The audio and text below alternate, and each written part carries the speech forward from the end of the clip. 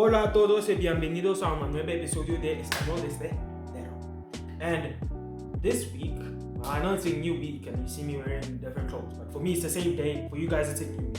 So this week we're going to be continuing pronunciation rules. And first we're going to start with the double L and the Y sound. Most of the time, the double L and the Y make the same sound. And that sound is almost like a combination of the English J and the English Y. And then for the Spanish J, it sounds almost like a rough English H or a soft Afrikaans G. But also remember that the Spanish H is silent. So, people, can someone tell me the Spanish pronunciation rules for the letter G? Yeah, I got the answer.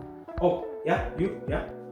When G comes before A, O, or U, it's pronounced with a hard G, like the G in go. For example, gato, gol, or gusto. Yeah. But if it comes before an E or an I, it's pronounced like the Spanish J. For example, gente or Gibraltar. Yeah, he's correct. He's correct. The V is pronounced like a B. For example, vestido. Okay, so the next letter is Q. And in Spanish, the letter Q is pronounced with a K sound, just like in the English word king or queen.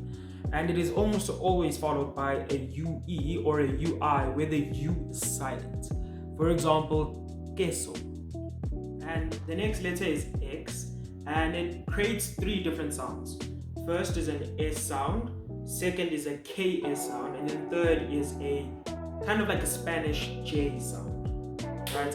And situations where the S sound happens is, for example, when the X is at the beginning of a word. So, for example, Xylofono, xenophobia. And then the KS sound normally happens when the X is in the middle of a word or at the end of a word. For example, climax, éxito.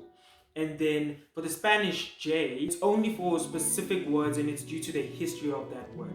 So, for example, Mexico. The Spanish Z pronunciation depends on where you are.